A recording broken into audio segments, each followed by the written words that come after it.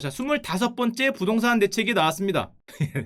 이게 이렇게 얘기하면은 안 되고, 뭐래더라, 정부는 이거보다 훨씬 적어요. 정부 입장은 뭐 5개인가 6개를 냈고, 그것 중에 그 산하 대책이 뭐 있어서 20개 정도니까 합쳐서 25개인데, 이걸 다 세면은 뭐 그렇게 됐다는 거죠. 하여튼, 이번 대책은 뭐냐? 서울에 32만 채 등 주택 83만 호를 공급하겠다. 조금 이따 나오지만은 우리 부총리님이 뭐라고 표현하셨냐? 공급 충격을 주겠다. 이런 표현을 쓰셨어요. 야, 공급 충격으로 빡 때려갖고 부동산 가격을 잡겠다. 꼭 되기를 간절히 기도합니다. 자, 그러면은 뭐 어떤 대책을 갖고 왔나 보면은, 일단 이름은 뭐래더라? 이름이 길어요. 공공주도 3080 플러스 대도시권 주택 공급 획기적 확대 방안. 이게 공식 이름입니다. 이름이 좀 긴데. 하여튼 뭐 좋은 건 긴 거니까 짧게 해서 뭐 3080 플러스 공급 방안, 이런 긴 제목이 있는데, 획기적 확대 방안. 자, 그러면은 이게 1번, 2번, 3번, 4번, 5번 뭐 이렇게 쭉 있는데, 뭐 뒤에 건 제끼고 큼지막한 것만 보면 이런 게 있어요. 도심 공공주택 복합 사업이라는 걸 3년 한시로 도입한다. 이게 뭔데? 도심 공공주택 복합 사업. 이름이 어려운데 간단히 얘기하면은, 토지주 민간기업 지자체 등 땅을 갖고 있는 애들이 자기 땅은 저개발됐다 이거야. 이거를 한국주택공사 LH나 서울주택도시공사 SH에 갔다가 내 땅을 이렇게 개발해 주세요 라고 하면은 잽싸게 패스트트랙을 사용해서 여기를 빠르게, 옛날이면 10년 걸릴 거를 뭐 몇 년 내에, 뭐 2, 3년 내에, 5년 내에 개발을 빡빡빡빡 해서 공공주도 패스트트랙으로 빠르게 개발을 해주겠다라는 건데, 결국에 보면은 조건은 토지주가 사업 제한을 해야 됩니다. 이거 하고 싶다고 할 수 있는 게 아니라, 지금은 옛날하고 다른 게, 옛날에는 보통 국가 땅이었잖아요. 국가 땅이나 지자체 땅을 여기다가 개발하겠다는 그런 계획인데, 그게 아니라 그런 땅이 이제 서울에 많이 없으니까 현재 토지주가 빠르게 개발을 하고 싶으면은 LH나 SH 공사에다 얘기하면 공기업이 대신 개발을 해주겠다는 거죠. 그럼 왜 얘가, 토지주는 왜 사업 제한을 해야 되냐? 이거부터 얘기해 드릴까요? 이 10에서 30% 높은 수익률을 보장해 주겠다. 이거를 공기업한테 만약에 맡겨주면 토지주한테 뭔가 인센티브를 주겠다는 거죠. 예를 들면은 뭐 용적률을 높여준다든지 1종을 2종으로 바꿔준다든지 뭐 상업시설을 뭐 일고 아파트로 바꿔준다든지 뭐 이런 식으로 뭔가 인센티브를 주겠다는 건데, 근데 문제는 여기까지는 괜찮은데, 대신에 기존 소유 자산, 거의 땅이죠. 땅을 SH나 LH공사에 현물로 먼저 주고 소유권을 넘기고, 그 다음에 거기가 개발을 끝나면은 정산해 주는 거야. 대신에 LH나 SH공사에 넘길 때 양도세는 안 낸다. 양도세는 안 주고 토지주한테 아까도 얘기했지만은 10에서 30% 이상의 뭔가 인센티브를 줘서 자기가 직접 개발할 때보다 뭐 그래도 이익을 날 수 있게 보장을 해주겠다. 뭐 이런 건데, 이제 땅 가진 입장에서는 먼저 넘긴다는 게 조금 불안한 게 있는 거죠. 야, 이게 내 땅을 먼저 넘겼다가 나중에 추후 정산이라고 하는데, 이게 조금 불안하긴 한데, 하여튼 뭐 정부에서 잘 해준다니까. 내가 잘해줄게 믿으라는 거죠. 오빠 믿어. 오빠 믿으라는 거죠. 오빠 믿으면 되지. 손만 잡고. 아니지. 손만 잡고 커피숍 갈게 뭐 이렇게 얘기를 하는 거니까. 그쵸? 그런 거기 때문에 믿고 가면 되는 거고, 대신 양도세도 없어준다고 하니까, 물론 이 신축이 된 주택을 양도할 때는 양도세인데, 땅을 넘겨서 나중에 정산할 때는 양도세를, 세금 빼주는 거는 크죠. 그래도. 자, 그러면은 물어봤어요. 이게 1번 정책인데, 그럼 민간이 스스로 하면 되잖아. 스스로 재개발하거나 재건축 규제를 완화하면은 스스로 2에서 5년 걸려서 할 거면은 사람들이 벌떼같이 달려들 건데, 왜 그렇지 않고 SH나 LH 공공이 합니까? 그랬더니 그 이유는 민간에게 맡겨두니까 개발 이익을 민간이 후루룩 짭짭하시죠. 이런 게 되면은 굉장히 벌어진다 이거야. 그렇게 해서 안 되기 때문에 개발 이익 환수가 그동안 부재했는데, 이번에는 일정 이익을 보장해주고 나머지는 이 공기업이 개발을 해서 이거를 나눠주겠다는 거죠. 들어오는 사람들한테 조금 나눠주는 이런 전략을 써야 되기 때문에 이제 공공이 중심적으로 한다. 또 질문을 한 게, 그렇다고 그걸 수용을 해버리면 소유권을 일단 넘기고 생각하자는 거는 사유재산에 대한 침해 아니냐 그랬더니, 그건 아니다. 왜냐하면은 강제로 갖고 오겠다는 아니라는 거죠. 너희들이 인센티브율을 보고, 이 정도면은 평상시보다 10에서 30% 이상의 수익률을 보장해 주니까 이 정도면은 충분히 할 만하다고 동의를 해서 하자고 했을 때 하기 때문에, 이거는 자기들이 오케이 계약이라는 거죠. 침해가 아니라 이제 계약이다. 이렇게 설명을 하시는 거예요. 이게 1번 사업이고, 문제는 과연 어느 정도 인센티브율을 주냐가 결정을 하겠죠. 정말로 예를 들면 내 땅이 굉장히 개발도 안 되는, 높이도 낮고 용적률도 낮은 굉장히 안 좋은 땅인데 여기다가 30층짜리 아파트를 져주겠다. 예를 들면 괜찮잖아요. 뭐 이러면 할 수 있으니까, 이런 데를 자기들의 그 계획을 갖고 오면은 좀 진격을 해주겠다라는 거고, 두 번째 계획은 뭐가 있냐? 비슷한데 공공이 직접 시행하는 정비 사업. 요게 또 재밌는 사업이 있어요. 기존의 재개발, 재건축 정비구역을 원래는 저기 조합들이 추진했잖아요. 조합들이 사사롭게 뭐하고 개별적으로 추진했는데 오래 걸려. 제가 참고로 그 음마 아파트 있잖아요. 그게 제가 중학교 때부터 재건축 얘기가 나왔거든요. 그때부터 나와서 곧 된다라는 얘기를 20년째 듣고 있습니다. 20년째. 곧 그랬는데 이제 듣다 보니까 유머 사이트 가봤더니 여기를 무슨 이제 도저히 안 될 것 같으니까 발전소로 만들자 뭐 이런 소리까지 나올 정도로 이게 안 되잖아. 이게 잘 진행이 안 돼요. 세상에. 참고로 제가 그 반포, 구반포 있잖아요. 구반포, 신반포. 제가 학교 다닐 때 그쪽에 제 친구들이 많이 살았어요. 그 5층짜리 주공 아파트인가? 4층짜리, 5층짜리 쫙 아파트 있잖아요. 그것도 제가 고등학교 때부터 재건축한다고 얘기 나왔는데 최근에 될랑말랑 하더라고요. 반포 주공이죠. 그래도 20년 기다리니까 되더라. 20년. 음마는 그쵸, 뭐가 무너져야 되지 않을까 지금. 이거 뭐 씨 언제적 얘긴데 아직도. 참고로 제가 중학교 때 음마에서 뭐 이런 거대한 분을 봤다, 뭐 이렇게 방바닥에 왔다 갔다 하는 거 뭐 이런 걸 봤다라는 얘기가 20년 전에 나왔는데 아직까지도 살고 계시겠죠 여기. 아메리카 그 분들이 여기에 계신다는 말을 바 선생님이 계신다는 말 많이 나왔는데 아직도 안 되는 거 보니까 오래 걸리잖아. 사사롭게 하려면 이렇게 오래 걸리니까 이거를 아예 공공에다가 넘기면 공공이 직접 시행한 정비 사업으로 후다닥 해주겠다는 거죠. 20년 기다릴래? 우리한테 넘겨서 빨리 할래? 뭐 이런 거하고 비슷하니까 재개발 재건축을 LHSH 공기업이 대신해주겠다. 대신에 그 땅 소유권은 그 현물로 선납을 하고 이제 관리처분에 선납을 한 다음에 개발 이익을 너희들한테 좀 나눠주겠다는 거죠. 빨리 하니까 20년 기다리지 말고 한마디로 20년 뒤에 100이라면은 지금 한 5년 뒤에 하면은 너희 한 50은 가져가, 70은 가져가, 나머지 30은 여기 들어오는 분들한테 뭐 좀 집값이 싸게 되는 거지. 예를 들면 집값이 싸게 낮을 수 있으니까 빨리 해줄게 뭐 이런 느낌 아닌가? 이렇게 얘기하면 혼날 수도 있거든. 70 말고 20년 기다리면 100인데 빨리 하면은 130이다. 아 좋습니다. 이렇게 가도록 하겠습니다. 지금 너희가 넘겨서 빨리빨리 하면은 오히려 130의 이득을 볼 수 있으니까 넘겨서 빨리빨리 그 하면은 좋지 않겠냐. 너희가 게다가 그러면 싫어요. 우리 오래 거들려 우리가 할래요. 너희가 넘기면은 용도를 바꿔주겠다. 오 좋은데? 야 용도 지역을 1단계 올려주겠다. 이거 어마무지한 거죠. 야 이거 올려주겠다. 잠깐만. 살짝 땡기는데 살짝. 얼마나 뭐 좋은 걸로 올릴지 모르겠지만 땅에 따라서 그 용도를 올리는 거는 굉장한 거죠. 이건 어려운 거예요. 게다가 용적률도 올려주겠다. 120% 상향해주겠다. 정말 홍콩식의 빽빽한 아파트가 될 수도 있습니다. 이렇게 홍콩식의 끝도 안 보이는 이런 비단 들어오는 아파트가 될 수도 있지만 하여튼 용적률도 올려주고 용도도 올려주겠다. 인센티브 주는 거죠. 시내갈 수 있도록. 게다가 조합원들한테 최소한의 수익 이상을 보장해주고 그다음에 재건축 초과이익 부담금을 매기지 않겠다.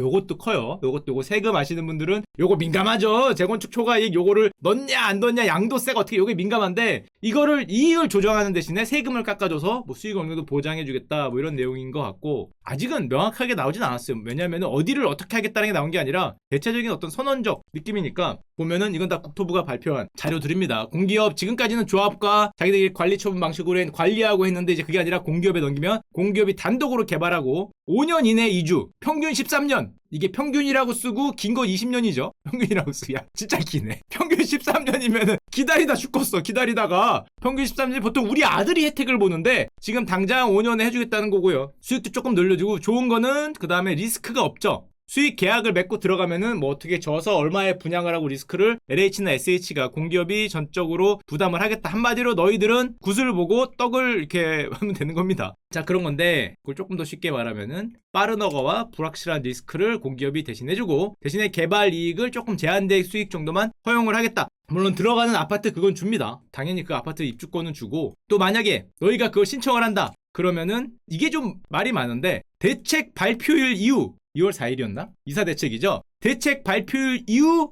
거기에 부동산을 취득하는 사람은 아파트 우선 공급권이 없다. 그러니까 한마디로 지금 사면 안 된다는 거죠. 거기 노리고 지금 사고 이렇게 그 방 쪼개기 뭐 이렇게 건물 쪼개기 하면 안 된다는 거죠. 그때는 아파트 공급권이 없고 현금 청산, 현금으로 나눠주겠다. 여기 지금부터 들어온 사람은. 그래서 요것 때문에 뭐 내가 샀다가 만약에 거기가 지금 부동산 개발로 수용이 돼버리면은 내 집은 날아가는 거냐 뭐 이런 얘기를 좀 나오고 있는데 아직은 뭐 실행령 같은 게 다 나온 건 아니니까 제가 갑자기 또 옛날에 그 몇 번 얘기 드렸던 다람쥐가 남산에서 한강으로 물 마시러 오는 그게 또 생각이 나네요. 거기에 그 방 쪼개기 한 거 들어가서 살 뻔했죠. 깜짝 놀랐어요. 와 진짜 방 쪼개기라는 걸 처음 봤는데 이제 얘기했죠. 빌라 한 층에 뭐 101호가 있고 102호가 있고 이렇잖아요. 저는 이거를 판다는 건 줄 알았는데 그게 아니라 여기를 확대해서 101호 내에 있는 안방, 뭐 둘째 방, 서재 이거를 쪼개 팔더라고요.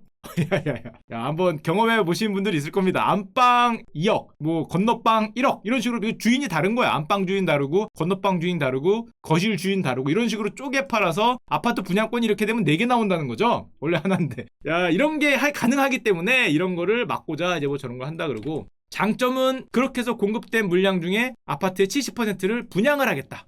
그리고 또 야, 우리가 젊은 사람들 30대 40대는 점수 70점 75점 이거 무조건 안 되잖아요. 65점도 안 돼. 우리는 이거 미래가 없다 그랬더니, 그러면은 30%는 추첨제를 도입한다. 안 되면 네 팔자를 탓하라는 거죠. 추첨제. 야, 잠깐만 넣어볼까? 추첨제라는 거죠. 30%는 지금까지는 대부분 점수제였는데, 야, 이거 장난해? 20살에 결혼해서 애가 넷이지 않는 이상 힘든데, 그게 아니라 추첨제를 도입하니까 뭐 좀 확률을 높여주는 거죠. 가능성을. 그다음에 뭐 여러 가지가 있어요. 되게 굉장히 긴데 이게 50페이지 가까이 될 정도로 길게 나왔는데, 뭐 지분 쪼개기가 방지되고요. 우선공급권은 당연히 한 세대 한 주택 뭐 이런 게 쭉 나왔고요. 또 이게 있어요. 만약에 예정을 했는데 누군가 들어와서 거기에 가격이 많이 오른다. 집값이 막 폭등을 한다. 투기세력이 들어와서, 그러면은 대상에서 제외하겠다. 야, 이거 조심하십시오. 뒤통수 세게 맞을 수도 있어요. 그거 괜히 부동산에 가서 말 들었다가 여기가 뭐가 된대요 하고 들어가서 샀다가 난데없이 제외 가능합니다. 뭐 다람쥐가 물 먹으러 내려오는 길목에 있다며요. 방 쪼개기 하나 샀다가 제외될 수 있어요. 가격 불안 심화시 제외될 수 있다. 그럼 가격 불안의 조건이 뭐냐 했더니, 최근 거래 가격이나 거래량이 한 10에서 20% 상승하면은 중단 또는 제외예요. 좀 조심하셔야 될 것 같고, 결정적으로 다른 게, 예전에는 국공유지를 주로 활용했다면은, 뭐 주로 뭐 어딥니까? 저기 뭐 공사부지, 뭐 해사부지 뭐 이런 데를 썼다면은, 서울 유유지, 서울시가 보유한 거 이게 아니라 별로 안 남았으니까 민간 토지를 빠르게 이제 개발하는 쪽으로 방향을 틀었다. 뭐 이렇게 보시면 될 것 같고, 정부에서는 아주 센 표현을 쓰고 있어요. 공급 쇼크다. 83만 채인가? 서울에 32만 채. 이 정도면은 공급 쇼크다. 왜냐면은 이렇게 해서 나올 83만 호가 전국 주택 공급량의 2배다. 물론 계획입니다. 계획. 아직 어느 땅을 파서 몇 개를 세우겠다. 만약에 이게 나오면은 사실은 명확한데, 지금 보시다시피 이 개인이나 어떤 기업이 땅을 주고 그 다음에 개발해야 되잖아요. 그러니까 아직 확정된 건 아무것도 없는 거죠. 확정된 거. 옛날 같으면은 뭐 삼도 뭐 공공도시를 만들겠다 그러면 거기를 일단 수용되는 게 확정인데, 나오는 순간에 그건 아니고 이런 식으로 하겠다라는 어떤 플랜이기 때문에, 확정된 건 없지만은 하여튼 우리 플랜에 따르면은 대충 83만 호, 서울에만 32만 호 이렇게 크게 되기 때문에, 게다가 엄청나게 빨리 해서 5년 내 공급하겠다. 패스트트랙으로. 우리 부총리님이 그랬더니 국토교통부 장관께서는 5년 노 어떻게 기다려요? 짧으면 1년 내야겠다. 야, 집을 1년 내 어떻게 짓지? 하여튼 굉장히 빨리 지으시겠다는 거죠. 코리아는 할 수 있습니다. 빨리 하면 되는 거죠. 짧으면 1년 내 입주인데, 1년은 뭐지? 뭐 지어지고 있는 게 있겠죠. 지어지고 있는 게 1년은 모르겠지만, 하여튼 싹 밀고 빨리 지으면은 뭐 가능할 수도 있으니까, 지어지고 있는 게 있을 수 있으니까, 빠르면 1년, 길면 5년 실행을 자신한다. 확실하다는 거죠. 효과는 확실하기 때문에 주택 공급 늘어난 다음에 집을 사도 늦지 않다. 제가 한 3번 정도 속았거든요. 갑자기 또 머리가 아프네. 자, 내가 그랬다가 제가 지금까지 집이 무슨 소리야. 하여튼 뭐 전 사면 되니까, 난 사면 되니까 하긴 하는데, 하여튼 뭐 다음에 집을 사도 늦지 않다. 이번에는 효과 확실하기를 강력히 이렇게 응원 드립니다. 효과 확실해야 돼요. 확실해야 돼. 하여튼 뭐 확실할 것 같고요. 예, 문제는 당연하겠지만 토지 주인들의 참여, 그 인센티브가 중요하겠죠. 어떤 인센티브를 주냐. 근데 용도 변경은 괜찮은데? 용도 변경을 하나 위로해준다든지 뭐 이런 걸 인센티브를 해서, 그 다음에 만들어지는 공공주택이 요즘에 얘기 많이 나오더라고요. 공공주택이 다 좋은데 품질 뭐 프로에 나오던데, TV에 옆에 벽에 대고 얘기했더니 여기서 3일은 3 했더니 여기서 3일은 3이 했더니 6 그러던데, 벽에 대고. 야, 이렇지만 않으면 됩니다. 이게 어디였더라? 뭐 TV에 나오던데, 옆에서 301호에서 구구단을 외웠더니 302호에서 답을 말하는 그런 놀라운, 가운데가 석고보드였다나 뭐 이게 된다고 하던데, 야씨 그게 말이 돼? 여기서 구구단을 외우는데 반대편에서 답을 하게? 자, 이렇지만 아니면은 공공주택도 품질이 좋게, 또 제가 옛날에 교수님한테 들었던 건데, 집도 좋게 만들어서,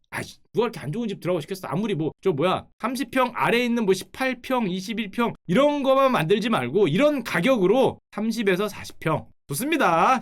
아니 뭐 어차피 공공이서 한다며. 공공이 돈 남길 것도 아니잖아. LH나 SH가 이거 좋은 거 해서 이거를 주면 되잖아요. 그리고 뭐 한 10년 전매 금지하던가 하여튼 긴 거 해서 좀 좋은 걸로. 야, 우리도 좀 좋은 거 살아야지. 이 18평 21평은 2명이면 그래도 와이프하고 둘이 살면 괜찮은데, 애 남은 좁기 때문에 좋은 걸로 좀 믹스할 수 있도록 40평, 50평도 만들어주고 부유한 사람들도 들어와야지. 그래서 좀 섞이에 살 수 있도록 18에서 50평까지 60평까지 이렇게 쫙 만들어서 믹스할 수 있도록 해주시면 감사하겠고요. 자, 하여튼 그래서 결론적으로 이번 공급 대책은 공공이 주도한다. 토지 선납이죠. 물량으로 밀어붙인다. 그다음에 도심에다가 만들어주겠다. 옛날에는 정부가 갖고 있는 땅, 뭐 서울시가 갖고 있는 땅에서 외곽에다가만 이렇게 지을 수밖에 없었는데 땅이 없으니까 그게 아니라 요 안에 있는 니들의 땅을 좀 인센티브를 줘서 개발하겠다는 거니까 도심에 가능하다. 규제를 완화해야 인센티브가 생기니까 규제 완화고, 그다음에 나온 것들은 다 분양을 해서 웬만한 분양을 해서 주겠다. 뭐 이런 대책이 되겠습니다. 자, 이런 멋진 대책이 나왔는데 뭐 가격이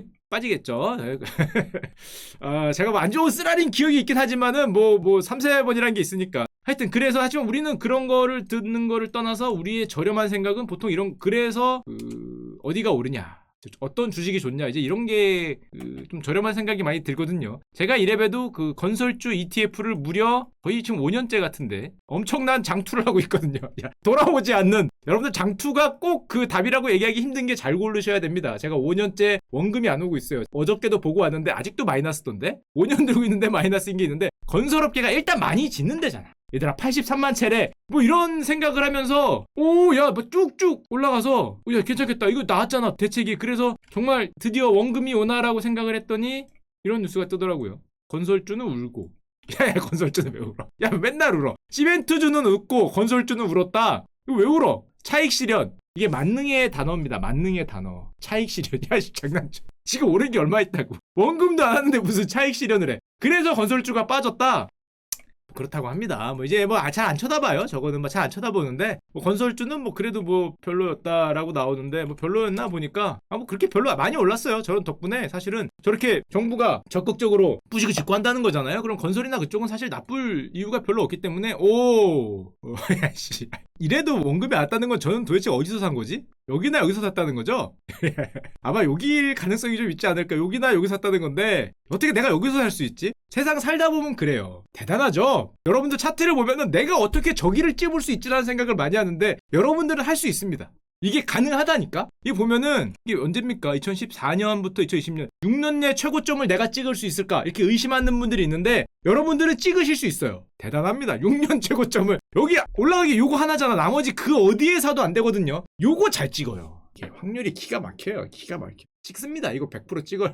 너는 바보에서 찍었냐? 아니에요. 이게 다 이유가 있습니다. 옛날에 얘기 드렸지만 여기서 그때 누구였지? 정은이 형하고 트럼프 형이 뭐 손잡고 노벨 평화상을 받는다고. 야씨, 그거 누가 얘기했어? 둘이 손잡고 노벨 평화상을 위해 앞으로 간다고 이렇게 악수하던 때 있습니다. 노벨 평화상 같은 소리 하고 있네. 야, 한 분은 퇴임했고 재선도 안 됐고 한 명은 지금 뭐 우리나라에 뭐 뭘 쏜다는 둥 모르고 있는데. 하여튼 뭐 그런 때가 있고요. 하지만 뭐 개별 건설주들은 굉장히 많이 올랐어요. 우리나라 1, 2등 다투는 대우건설. 야, 언제 이렇게 올랐냐? 야, 건설주 대단하다. 볕들 날이 오는구나. 야, 이게 뭐야? 3,500원 하더니 6,500원. 물론 우리나라 대부분 주식이 코스피가 올라서 올랐지만 건설주도 뭐 나름 많이 올랐다. 뭐 수주액이 증가할 걸 생각이 되니까, 안 그래도 수주액이 쭉 증가하고 있었는데 앞으로 쭉 증가하지 않을까 생각을 하고, 물론 건설주도 이렇게 너무 좋다고 얘기하면 가서 홀라당 하실까봐 걱정이 되는 거는 우리나라 건설주의 가장 큰 문제점이었던 해외 수주 없고요. 이게 이때 들어갔다가 세상에 어머나 세상에 하고 다 좀 안 좋은 편으로 털려서 지금은 다 이렇게 돼서 그 뭐 중동 건설 아버님 많이 다니셨던 그런 것들은 다 없어졌지만, 하여튼 이번에는 뭔가 대규모 공급 주택이 나온다고 했으니까 뭐 좋아지겠죠. 뭐 건설주도 그렇고 뭐 이런 뉴스들, 뭐 건설 후방 산업들이 뭐 때가 되면은 뭐 나중에 엘리베이터 올라갈 때 엘리베이터 좋지 않겠냐, 나중에 뭐 건자재 할 때 좋지 않겠냐, 뭐 이런 것들이 기대감이 모락모락 피어나고 있다. 뭐 이런 걸 보시면 되고요. 자, 눈물의 게임스톱입니다. 지난번에 얘기할 때는 여기였는데, 야, 이게 400불 넘던 게 쭉 빠지더니 60불, 50불에 왔어요. 거의 마이너스 90% 정도가 찍었는데, 그래서 정말로 큰 손실을 봤다. 뭐 미국 개미들이 절망에 빠졌다. 게임스톱도 그렇고 은선물도 모두 폭락했다. 개미들이 모두 무릎을 꿇었다. 이런 신문 기사들이 쫙 쏟아지더라고. 저는 근데 그걸 보면서 진짜 그런 생각을 했어요. 이게 개미들이 무릎을 꿇은 건가? 그렇게 생각하십니까? 이게 개미들이 무릎을 꿇은 차트로 보이나? 우리 개미들은 세상에 여기 들어가서 이게 뭐예요? 다 벌었잖아. 그 다음에 뭐를 한 거예요? 여기는 이제 이슈가 어느 정도 마무리됐으니까 차익 실현한 거예요. 이걸 설마 영원히 들고 오진 않을 거냐? 애플도 아니고. 그 차익 실현한 차트잖아요. 누가 보더라도 차익 실현한 차트이기 때문에 미국 개미들이 절망을 했다. 글쎄, 그렇게 생각이 되고, 또 게다가 한국 개미들이 이런 말도 많이 나왔어요. 게임스탑 이달 84% 폭락했다. 1조 산 한국 개민 어쩌나? 한국개미가 저걸 1조를 샀다고? 정말로? 정말 저걸 1조를 샀다고? 그래서 제가 가서 봤더니 게임스탁 매수 매도가 2조가 찍히긴 했어. 15억 7천만 불에서 25일. 저건 25일은 이제 해외 기준이니까 아마 22일 정도부터 거래된 게 한 2조 정도로 최근까지 결제를 했는데, 야 그러면은 물린 거냐 2조를? 큰일 났다. 저거 어떻게 하고 생각을 했더니 최근에 결제 금액을 보니까 매도는 9천억, 매수는 8천억. 야야야, 매도를 더 많이 했는데. 최근에 저 이후로 매도 금액이 더 크죠? 누가 보더라도 매수 금액보다 매도 금액이 더 크기 때문에 이거는 물론 들어가서 물린 분도 굉장히 많고 가슴이 많이 아프긴 하지만 매수가 8,200억, 매도가 9천억이면은 25일이면 사실은 여기서부터입니다. 해외이기 때문에 거래일이 늦춰진 거니까 여기서부터 여기까지 지금 끝났거든요. 사실은 뭐 한 50불 했던 게 60불 왔어. 끝났다기보다는 한 번 웨이브가 지나갔는데 매수보다 매도가 커요. 수익률 평균 11%. 야야 이제 물론 지금까지 여기서 들고 있다가 이제 물론 계시긴 하지만 그리고 야수분들도 계시죠. 가끔 계시지만 이번에 운이 없는 분도 계시지만 전체로 봤을 때는 이건 누가 보더라도 주식은 제로섬이 아니잖아요. 선물과 다르게 제로섬이 아니라 여기에선 파이가 요만했던 게 위로 가서 파이가 이만해진 다음에 차익 실현하고 내려오면서 다시 파이가 요만하게 줄었다고 보는 게 맞지 않냐라고 생각이 되고, 한마디로 요즘에 CNBC나 그런 데도 보면은 많은 개인 투자자가 이미 돈을 벌어 나왔고 이들은 새로운 투자처를 찾을 것이다. 잘 놀다 가는 거죠. 이렇게 잘 놀다. 물론 사람 계시지. 그래서 저는 다시 한번 올라가서 이 늦게 들어간 분들도 화이팅해서 다시 한번 파이를 키운 다음에 여기서 나올 수 있는 그날이 오기를 간절히 기원 드립니다. 간절히 기원 드리지만 그때 개미가 패배했다 이런 말은 상당히 좀 뭐 맞지 않는 말이 아닌가 생각이 되고, 게다가 최근에 나온 뉴스가 가격을 올린 게 개인이냐 기관이냐 이런 얘기들이 많이 나오고 있어요. 왜냐? 이게 가격이 쭉 올릴 때 보니까 개인 투자자들은 오히려 포지션을 분석해 보니까 팔았더라. 매도가 더 많더라. 야, 그럼 올린 건 누구야? 가격을 이렇게 쭉 위로 올린 거는 당연히 쇼커버를 했던 어떤 기관들이거나 아니면은 물어뜯을 게 있다고 생각했던 기관들이 들어와서 가격을 쭉 올렸다는 거죠. 그 우리는 여 아래서 많이 샀기 때문에 올라갈수록 매도를 더 많이 했다. 그래서 개인 투자자들은 매도 포지션이 더 많았고 오히려 물렸던 애들이 가격을 쭉 위로 긁으면서 공매도로 긁으면서 올렸거나 아니면 약점을 발견한 헤지펀드들이 여기 저 집에 물 들어왔다며 하면서 위로 올리면서 가격을 했다라는 게 더 맞는 얘기가 아닌가 생각이 되고, 뭐 예를 들면은 게임스탁 같은 경우에 개미들만 출전한 줄 알았지만 개미들 뒤에 공룡들이 들어와서 뭐 7,800억을 벌었다. 정말 어마무시하게 투자를 한 거죠. 예를 들면 이런 펀드들이 상당히 많아요. 뭐 모건 스탠리 펀드 같은 경우도 굉장히 크게 벌었다. 뭐 수익률이 1억 2천만 달러가 1,300억 이상을 벌었다는 거고, 게다가 이 모건 스탠리 펀드 같은 경우는 최근에 게임스탑이 폭락을 했는데도 벌었어요. 그러니까 내려올 때 던졌다는 거죠. 아래에서 막 긁어서 올린 다음에 위에서 또 막 던져갖고 내려와서 이번에 내려올 때 차익 실현을 쫙 하면서 내려왔다는 거니까 많은 개미들이 그랬듯이 사실은 차익 실현했던 거를 던지면서 내려왔다고 봐야 되고, 근데 이게 이번 게임스탁 같은 경우에도 마찬가지인데 미국 개미들이 이번에 좀 레딧이나 월스트리트 배치에서 얼마 전에 뭐가 있었냐 보셨습니까? 야 되더라. 그래서 이번에는 은으로 가자. 저 월스트리트 배치 자주 들어가니까 이거 봤는데 실버를 가자라는 말이 또 그렇게 또 월스트리트 배치에서 한번 휩쓸었는데, 저는 이걸 보면서 솔직히 그 생각을 했어요.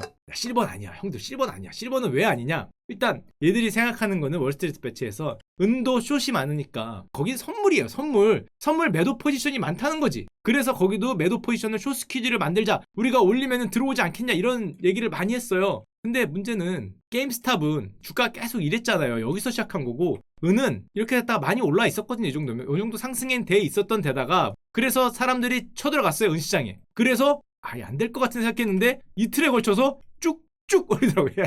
와, 형 대단하다 진짜. 저 이거 보면서 깜짝 놀랐어요. 은이 된다고? 야, 은이 될 리가 없는데? 저게 어떻게 되지? 이게 25불 하던 걸 쭉쭉 올려서 20%를 올렸어요. 30불로. 자, 은도 되나? 이거를 뭐 한 100%, 200% 게임스탑처럼 막 1300% 막 이렇게 올릴 수 있을까? 왜냐? 저는 왜 안 된다고 생각했냐면 달라요. 뭐가 다르냐? 은은 시장 규모가 1600조야. 야, 2600조. 야, 게임스탑 1조였거든, 1조. 1조짜리 한 10배, 12배 올린 거잖아. 이건 1600조예요. 이거 어떻게 올리려고? 1600조를 아무리 돈이 많더라도 저건 국가 단위가 움직여야 될 것 같은데 1600조를 2배만 올리려도 3200조 아니야. 이거 10배 올리려면은 1경이 필요하잖아. 이거는 좀 쉽지 않은 게라는 생각이 너무 크다. 일단 너무 크고, 또 두 번째 가장 결정적인 이유가 게임스탑과 가장 다른 게 뭐예요? 게임스탑은 주식이에요. 선물입니다. 그러니까 내가 사면은 그냥 가격을 쭉 올릴 수 있죠. 은은 뭐예요, 여러분들이? 은이나 금, 원유 산다 그랬을 때 현물을 사는 겁니까? 주식은 실물이지만 이거 현물 아니죠. 은은 뭐예요? 선물이에요. 파생상품이에요. 계약을 사는 거예요. 계약을. 그 현물이 아니라 그 소리는 뭐냐면은 은이라는 거는 일종의 내가 계약을 사는 거기 때문에 이 계약이라는 거는 중간에서 이 계약을 조율하는 조율자가 있어요. 예를 들면 원자재 선물 거래위원회 이런 데가 있어요. 이게 있으면 얘네들이 뭘 할 수 있는데 뭐 내가 계약한 걸 취소할까? 그거 취소는 못하지. 하지만은 뭘 할 수 있느냐? 그 하나하나 계약할 때 넣는 증거금이 있습니다. 이거를 얘네가 결정해요. 이걸 이렇게 한마디로 이 선물이잖아요. 선물 때문에 우리가 예를 들면 100을 넣으면은 이 선물을 체결할 수 있었는데 니들이 너무 가격을 움직이는 것 같으면 이걸 올려버릴 수 있어요. 100? 아니야 200. 그래도 니들이 막 올려? 1000. 이렇게 되면 못하는 거야. 이렇게 되면 증거금을 점점 올리면은 이 중간에 있는 거래위원회가 있기 때문에 이거 현물하고 달라요. 선물이잖아. 이거 당연히 중간에서 너무 과대할 것 같으면은 인위적 조정이 가능. 여기서 1000하면 어떡할 거야? 1000하면 그럴 리는 없겠지만 지금 증거금만 당장에 18% 인상했더니 빡 하는 거죠. 레버리지율이 확 떨어지면서. 그러니까 이게 은이라는 거는 파생상품이기 때문에 차라리 주식을 찍어야지. 주식을 저도 눈여겨봤거든요. 이번에 게임스탑이 되는 걸 보고 야 뭔가 다른 주식이 뭐 이렇게 지금 AMC도 되더라. 그 다음으로 찍은 게 왜 하필 실버야. 야 실버는 아니야. 형들 제가 진짜 영어로 가서 얘기할 수 있으면은 영어로 방송하고 싶은데 실버 노 그거는 파생이야. 파생. 좀 잘 생각해야 되는 경향이 있고 저거 증거금 인상했더니 하루아침에 10% 갚아요. 다 돌아왔어요. 고점에서 10%. 아니 이게 막을 수가 없어요. 은선물은 진짜 쏟아지는 그게 주식하고는 달라. 이 등치 자체가 다르기 때문에 정말 거대한 파도가 여기서 쏟아져 나오기 시작하는데 그거 쉽지 않아요. 이게 시가총액 차이가 얼만데 하필 거기 들어가서 그래서 실버는 파생 상품보다 주식으로 하자. 주식으로. 그리고 저같이 쫄보는 물론 구경만 하겠지만은 그래서 가끔 보면 뭐 미국판 동학개미 운동도 그렇고 우리나라 개미 운동도 그렇고 처참한 패배다. 무슨 저는 그렇게 생각하지 않아요. 전혀 거꾸로죠. 시장을 우습게 봤던 사람들의 응징을 한 다음에 나눠 먹은 거죠. 여기서부터 벌떼같이 달려들어서 한 입만을 한 거지. 한 입만. 이 살이 없어지기 전에 이 뼈가 다 없어지기 전에 한 입만 하니까 계속 뜯어먹고 나가고 나가서 다 뜯어먹고 살 조금 남아있는 그 정도까지 뜯어먹고 나온 거죠. 뜯어먹고 나온 거기 때문에 이거는 어떻게 보면은 뭐 이렇게 다 먹고 나온 현장이고 뭐 물렸다 개미가 실패했다 전혀 그거랑은 다른 것 같고 오히려 지금은 옛날과 다르게 어떤 개인들의 그런 모이는 힘 이런 게 하나의 커뮤니티 하나의 세력으로 인정을 받기 때문에 과거와는 완전히 다른 그런 현상이 되지 않을까 생각을 하고 다만 이런 거 있습니다. 미국 개미들의 게임스탑 구매 운동을 주가 조작을 조사한다. 허위사실 유포를 조사하겠다. 그러면서 나온 게 우리가 그때 보여드렸던 대왕개미 대장개미한테 조사를 착수하겠다. 왜? 이 형이 뭘 했는데? 금융사를 다니며 유튜브를 했다. 이 형이 소속된 뮤추얼 펀드가 있었는데 생명보험사가 있었는데 거기를 나온 다음에 바로 한 것 같아요. 그래서 회사의 퇴직 절차 끝나기 전에 유튜브를 했다. 금융사를 다니며 유튜브를 한 게 죄인가? 그쵸. 금융사를 다니면서 유튜브를 해서, 제가 보기에는 문제가 있네. 제꼴 나는 거죠, 제꼴. 문제가 있지. 그거, 저는 참고로 절대 뭐 가격이나 그런 얘기를 안 하고 뻘소리만 했죠. 뻘소리만 했기 때문에 그래도 문제가 없었지만, 이 형 같은 경우에는 혹시라도 그릇되거나 과장된 주장을 했으면은, 이제 업계 종사자가 이제 그런 말을 하면 안 되기 때문에 걸릴 수 있다라고 조사를 한다는 건데, 그쵸. 저는 뭐 그걸 안 했으니까 저는 쇼했죠. 그냥 와서 스탠딩 코미디 이런 거 하고 그냥 놀았기 때문에 상관없지만은 정말로 그런 걸 했으면은 조사의 대상이라는 거고, 물론 참고로 저 형은, 저는 사실은 안 믿기는데, 아직도 들고 계시다고 합니다. 아직도. 현물은 들고 있는데 제 생각에는 콜옵션은 팔았을 것 같아. 콜옵션은 판 게 아니라 만기가 됐으니까 정산 받았겠죠. 그래서 아마 뭐 수백억 정도는 뒤에 들고 나머지를 날리지 않았어. 현물은 갖고 있지 않았을까라고 생각을 하는데 하여튼 현물을 아직도 들고 있는 정말 뭐 용자 아닌 용자라고 할 수 있고, 이 형은 이런 얘기를 했어요. 기득권 세력에 대항하는 큰 뜻이나 그게 아니라 주식에서 가치를 찾을 수 있다고 믿는 사람이다. 자기는 그렇게 선동자가 아니다. 이런 얘기를 했다는 거고, 그래서 저는 반복된 얘기지만 이게 처참한 패배인가? 예정된 상황이잖아.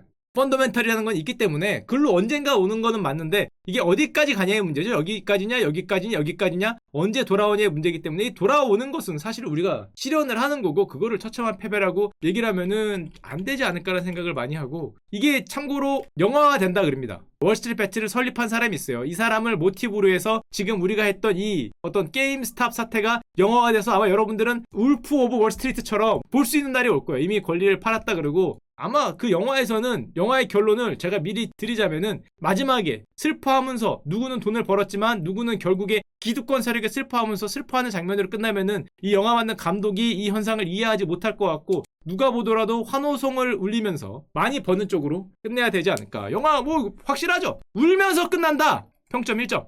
말이 되니. 울면서 왜 끝나? 여기서 시작해서. 자, 이거 다 불었는데. 울면서 끝나고 막 개미들이 좌절로 끝나면 이건 1점입니다. 평점 테러고요. 그렇지 않고 우리가 환호성을 울리면서 끝나는 게 거의 확실하기 때문에